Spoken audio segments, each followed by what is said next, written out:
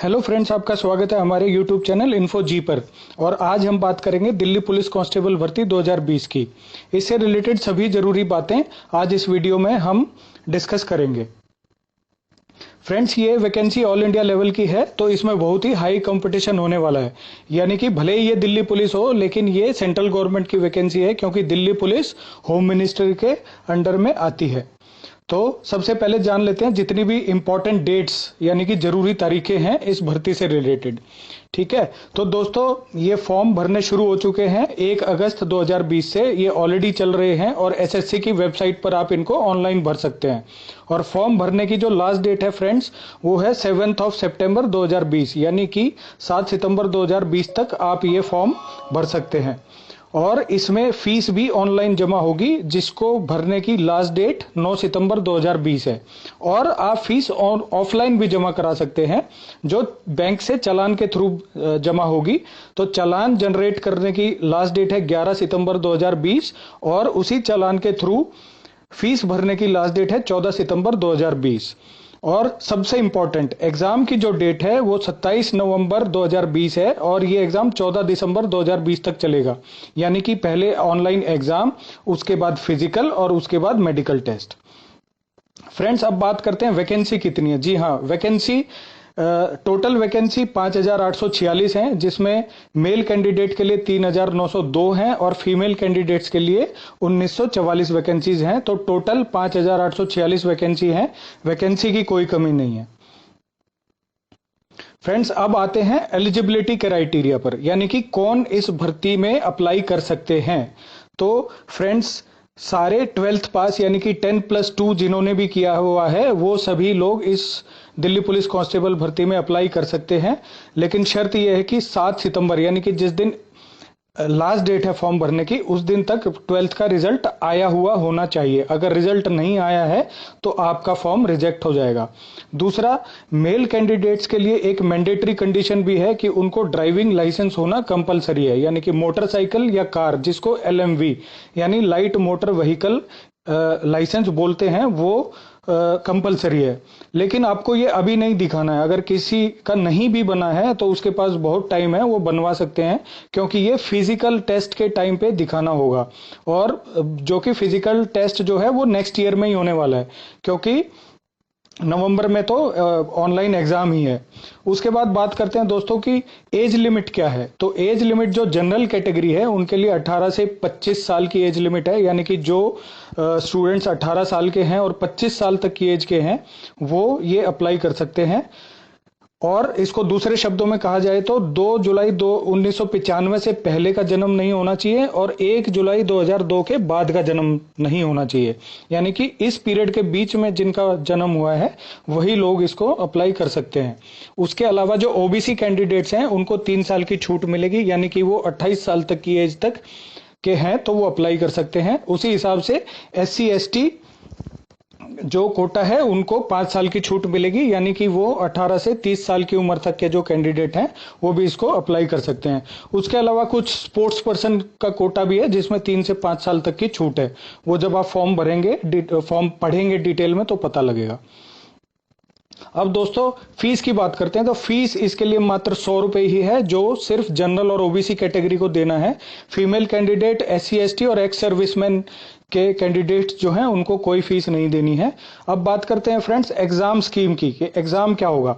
तो एग्जाम जो पहला एग्जाम इसका है वो कंप्यूटर बेस्ड टेस्ट होगा, यानी कि CBT। इसमें आपके टोटल क्वेश्चंस 100 होंगे और 100 ही नंबर होंगे। लेकिन आपको टाइम जो मिलेगा इस एग्जाम को क्लियर करने के लिए वो 90 मिनट मिलेगा। और इसमें नेगेटिव मार्किंग भी है फ्रेंड्स। तो इस चीज का जरूर ध्यान रखें कि हर गलत सवाल के लिए आपको 1/4 यानी कि 0.25 मार्क कट जाएगा।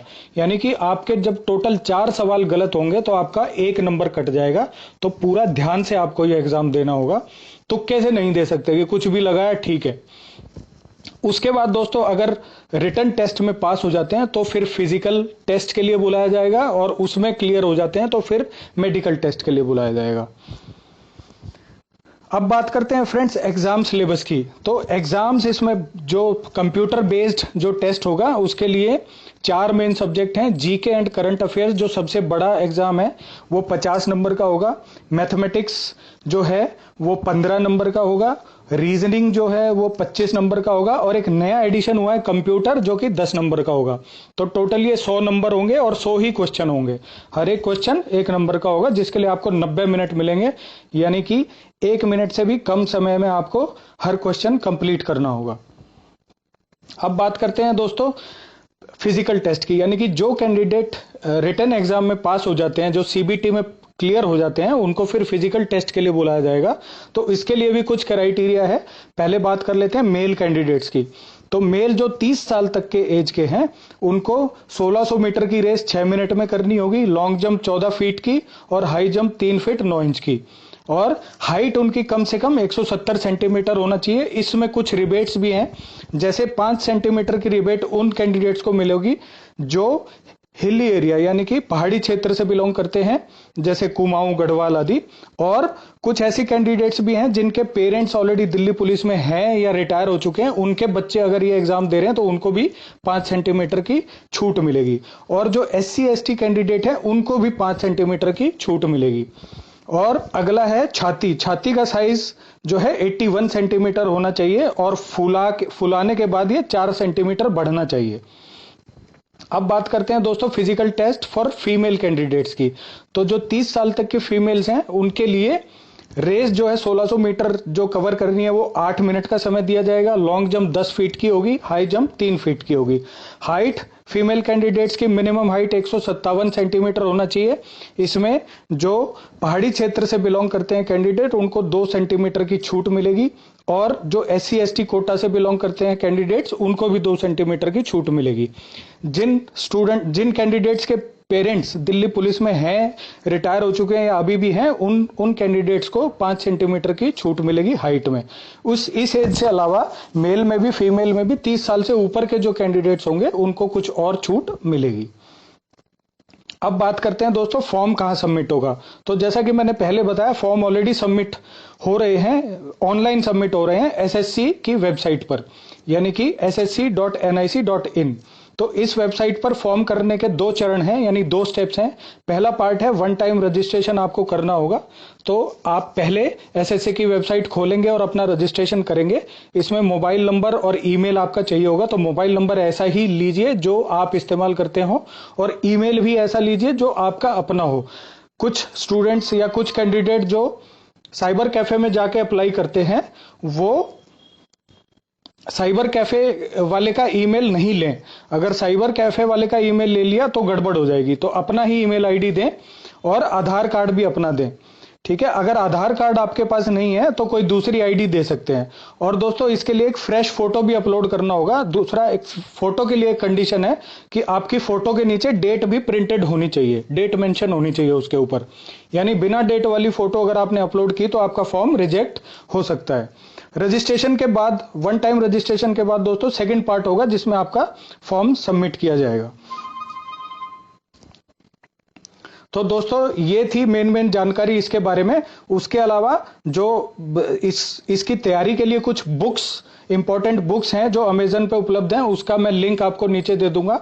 SSC की और दिल्ली पुलिस की वेबसाइट का लिंक भी मैं आपको डिस्क्रिप्शन में दे दूंगा।